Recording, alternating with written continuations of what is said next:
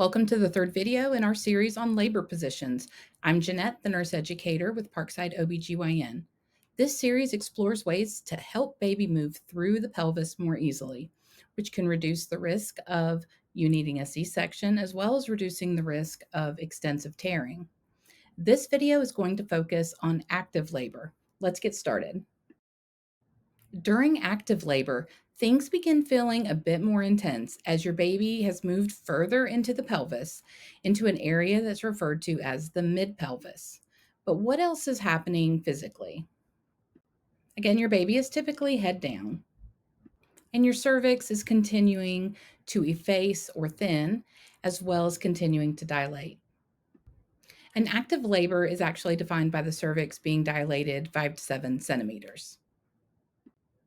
And you'll feel that your baby's head may be closer to zero station and aligning with those ischial spines. This is a pretty narrow area of the pelvis. So we want to help move the baby through as smoothly as we can. And again, your water may or may not have broken. Your contractions are likely intensifying a bit more and most likely closer than 5 minutes apart. It's also getting harder to be comfortable. So, changing positions is really beneficial to progressing labor and to help you cope with the intensity of labor. And remember, our pelvis has some flexibility, and how we use our legs will cause our femurs to adjust the pelvis enough to help coax the baby through that mid pelvis. Let's hear what Dr. Romeo has to say about this, and she's going to give us some demonstrations. We saw when we open the pelvic inlet, the baby was able to engage and get down into the mid-pelvis. Once the baby has moved down through the pelvic inlet into the mid-pelvis, you may be around 5 to 7 centimeters dilated.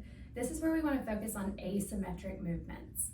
So the way we achieve that asymmetric movement is by having our legs apart from each other and moving independently so that we can get this nice rotation in the mid-pelvis. So in the hospital, you'll have a peanut ball that's a little bit bigger than this. And what we can do to open up the mid-pelvis with asymmetrical movements is place your shin parallel on top of the peanut ball and either move yourself forward, or you can even have your partner moving that hip forward and back to open up the mid-pelvis. So this is a good position for opening up the mid-pelvis as well with these asymmetrical movements. You could use a yoga ball in your bed. If you were comfortable having your knee on the ground, you could be beside your bed and you're just going to rock in to that knee that's up. So this is a good standing position for opening up the mid-pelvis. We're getting that nice asymmetrical movement, and you can have one leg up and rock into that leg. We can also add some diagonals. In this position, a lot of times one leg up will feel better than the other one. And that's just where baby's positioned in your mid-pelvis. So go with the leg up that feels the best. I'm on a chair right now that's pretty high. You don't have to be up that high. You can also do a stool if you're in the hospital, but comfort is key here. Thank you so much for taking the time to watch this video on positions that can help you through active labor. Be sure to check out our next video as we give you guidance on positions to help get that baby out.